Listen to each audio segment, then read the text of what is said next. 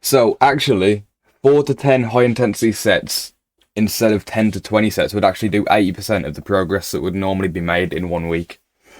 So, like, less frequency and less volume actually does around, it doesn't do as much as the optimal amount, but it still does around 80% of what it would do. So if you don't have a lot of time, like you have school or work or something, you don't actually need to do as much as people say you need to. It's just that you won't have the most optimal amount of progress that you would normally make, but you will still make 80% of what you would normally make, which is good, because if you're busy, you can just... am I right, guys? No. What I've been thinking recently is my physique is genuinely terrible. So I'm actually gonna lock in on the gym for the next year or two maybe, and actually get a good physique, because not gonna lie, I've been bulking for about 2 years. I don't even weigh that much either. I weigh, I think, 80 kg, and like there's like nothing here. I don't like it, so I'm gonna lock in for the next year or two. But what I've went on a side thing now. Just let's get back to the main point. Now, basically, what this says is the more intensity you bring to your training sessions, the less you'll actually need to do. So let's say you bring 2 sets till failure, that will do way more than 4 sets till like moderate intensity. So you can just save a lot of time by just training harder rather than training for more time. Also, one of the things that people get confused on a lot is people think there's a difference between strength and muscle growth, but muscle growth comes along with strength, and strength comes along with muscle growth. They're intertwined. Obviously, there's strength training and there's muscle growth training, but just because you train muscle growth or strength doesn't mean you'll get like none of the other. Now, it says right here the optimal for muscle growth is two sets. Oh no, two. Oh, let me just take a breather one sec. I'm really bad at talking. 2 sessions per week per muscle group is the optimal for muscle growth, but for strength, it's around 2 to 3 times per week on the main lifts. It's not per muscle, it's per lift for strength.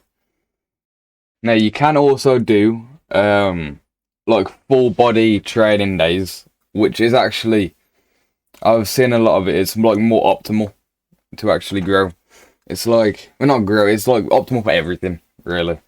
Like more, let me think really quick. It's all off the top of my head here. I've not got like no script. I'm kind of, okay, so, so, if you train full body 3 times a week, full body rest, full body rest, full body rest, that's actually really optimal, because you can, like, I don't even know, I've just seen a lot of stuff on, like, in videos about it. That's, why did that take me 45 seconds to get my words out? Now, it says right here, for muscle growth, the RPE you want is, well, not RPE, let me just read it again, one sec. So, you should finish your sets with 0 to 2 reps in reserve. Well, but this is basically the intensity of your training.